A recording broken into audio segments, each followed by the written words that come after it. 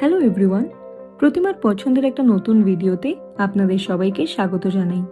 আজকের ভিডিওটা আমার জন্য খুবই স্পেশাল, কারণ আমি আপনাদের সঙ্গে শেয়ার করব ব্যাঙ্গালোরের কোরামাঙ্গলাতে অবস্থিত শ্রী প্রসন্ন গণপতি টেম্পলে গিয়ে আমার নিজের এক্সপিরিয়েন্স।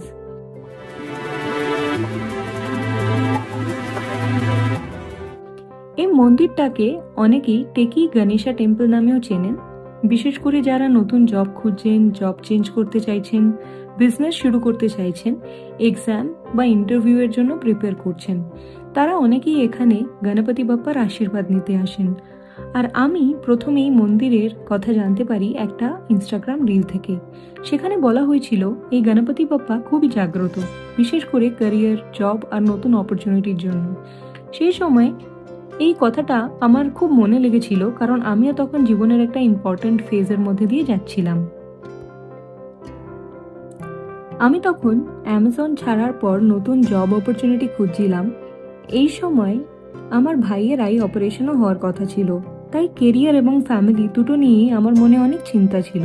তখন আমি ঠিক করি একবার শ্রী প্রসন্ন গণপতি টেম্পলে গিয়ে বাপ্পার কাছে প্রার্থনা করব।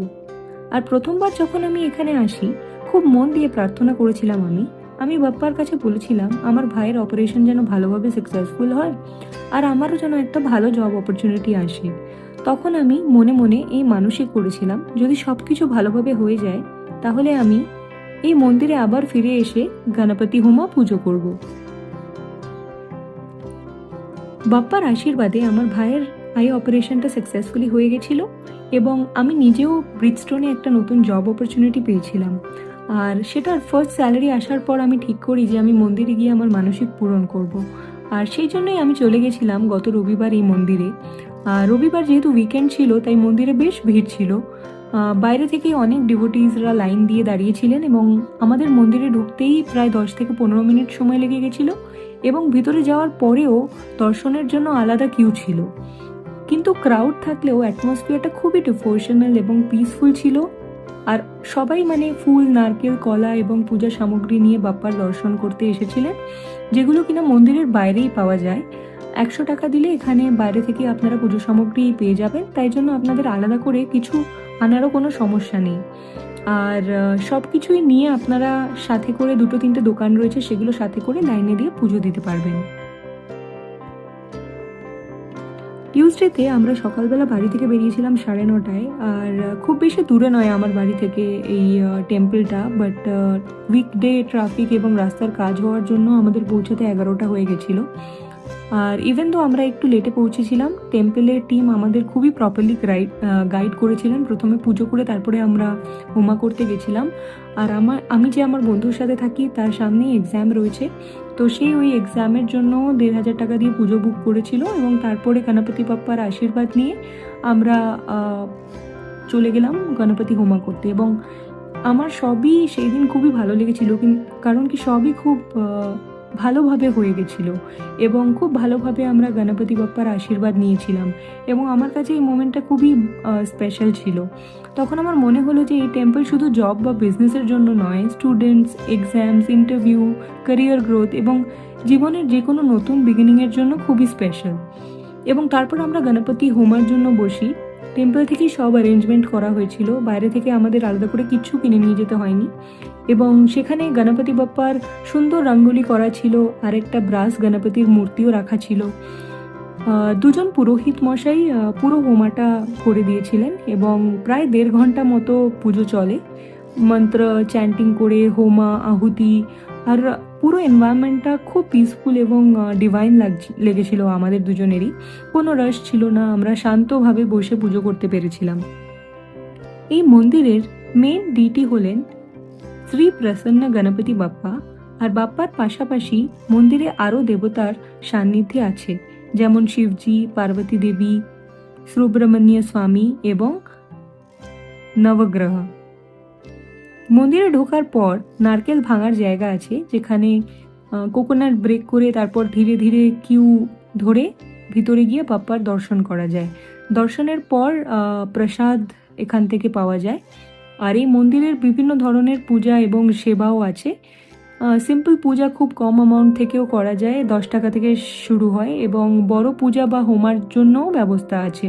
সেগুলোর অবভিয়াসলি প্রাইসগুলো ভ্যারি করে। আর আমরা আগে যখন গেছিলাম 1500 টাকার পুজো করেছিলাম, যেখানে গোত্র নক্ষত্র এবং ফ্যামিলি মেম্বার্সের নাম বলে বাপ্পার সামনে পুজো করা হয়, একদম বাপ্পার কাছে গিয়ে পুরোহিত মশাই পুজো করেন, এবং আপনি সামনে দাঁড়িয়ে দর্শন এবং প্রেয়ার করতে পারবেন। পুজো শেষে প্রসাদও পেয়ে যাবেন দাঁড়িয়ে। আর এইবার আমার মূলত গণপতি হোমা করার জন্য এনকোয়ারি করতে ফার্স্ট আমি গেছিলাম সানডেতে, কারণ এটাই আমার মানসিক ছিল। আর টেম্পল বোর্ডে শ্রী গণপতি হোমার প্রাইস 6000 টাকা লেখা ছিল। আর কাউন্টার থেকেও জানানো হয় যে টিউসডে মর্নিং অ্যারাউন্ড 10:30-তে হোমা করা হবে। তাই আবার আমরা টিউসডেতে এখানে গেছিলাম গণপতি হোমা করতে।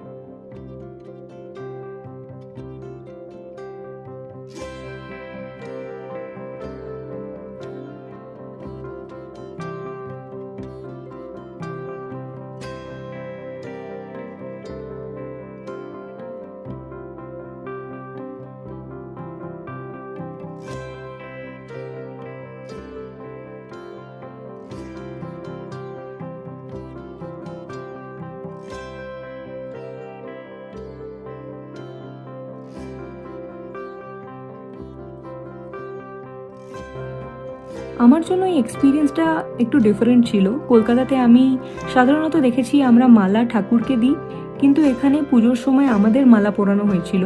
এটা আমার কাছে খুব সুন্দর এবং স্পেশাল গেস্টার মনে হয়েছিল। পুজোর শেষে আমাদের প্রসাদ দেওয়া হয়, এবং সুইটস, বানানা, মালা এবং টেম্পল প্রসাদ সবই দেওয়া হয়েছিল প্যাকেটে করে। আর গণপতি বাপ্পার পূজা কমপ্লিট করার পর সত্যি মনে হচ্ছিল যে আমার মানসিক আমি পূরণ করতে পেরেছি। একটা প্র্যাকটিক্যাল কথা আপনাদেরকে বলবো যে গণপতি হোমার চার্জ ছিল 6000, কিন্তু পুজো শেষে পুরোহিতদেরও দক্ষিণা আলাদা করে দিতে হয়েছিল। এটা আগে থেকে আমি ক্লিয়ারলি জানতাম না, আমি যখন মানসিক করেছিলাম। তো আমার কাছে এটা একটু আনএক্সপেক্টেড লেগেছিল। তাই যারা বড় পুজো বা হোমা করতে চান তারা আগে থেকেই কাউন্টারে টোটাল কস্ট এবং এক্সট্রা দক্ষিণা সম্পর্কে ক্লিয়ারলি জেনে নেবেন, এবং কাউন্টার থেকেও ওরা এগুলো বলে না, কাউন্টার থেকে ওরা পুরোহিতদের কাছে পাঠায় এবং পুরোহিতরা আলাদা করে এই চার্জেসগুলো বলে। তো সেগুলো প্রথম থেকে আপনারা যদি জেনে নেন তাহলে আপনাদের আমার মতো এরকম লাস্ট মোমেন্ট কনফিউশনটা থাকবে না। বাট ওভারঅল আমার এক্সপিরিয়েন্স খুবই ভালো ছিল, এবং সানডেতে ক্রাউড ছিল কিন্তু দর্শন খুবই ভালোভাবে হয়েছে। টিউসডেতে গণপতি হোমা করে আমি খুব পিসফুল এবং ব্লেসেড ফিল করেছি। যদি আপনি ব্যাঙ্গালোরে থাকেন আর জব, এক্সাম, বিজনেস, প্রমোশন বা জীবনে কোনো নতুন বিগিনিং নিয়ে প্রেয়ার করতে চান, তাহলে একবার কোরামাঙ্গলার এই শ্রী প্রসন্ন গণপতি টেম্পলে গিয়ে গণপতি বাপ্পার ব্লেসিংস নিশ্চয়ই নেবেন। আর এটা আমার পার্সোনাল এক্সপিরিয়েন্স এবং পার্সোনাল ফেথ। আমি সত্যি খুবই গ্রেটফুল ফিল করেছি। গণপতি বাপ্পা মোরিয়া। আর আশা করি ভিডিওটা আপনাদের ভালো লাগবে। যদি ভালো লেগে থাকে তাহলে লাইক, শেয়ার এবং সাবস্ক্রাইব করতে ভুলবেন না। আর আপনাদেরও যদি এই টেম্পলে গিয়ে থাকেন কোনো দিনও, তাহলে কমেন্টে আমাদের এই এক্সপিরিয়েন্স, আপনার নিজের এক্সপিরিয়েন্সটা নিশ্চয়ই জানাবেন। আর এই ভিডিওটা আমি এখানেই আজকে শেষ করছি। নতুন ভিডিওতে আপনাদের সাথে আবার দেখা হবে। ততদিন সবাই সুস্থ থাকবেন, ভালো থাকবেন এবং সেফ থাকবেন।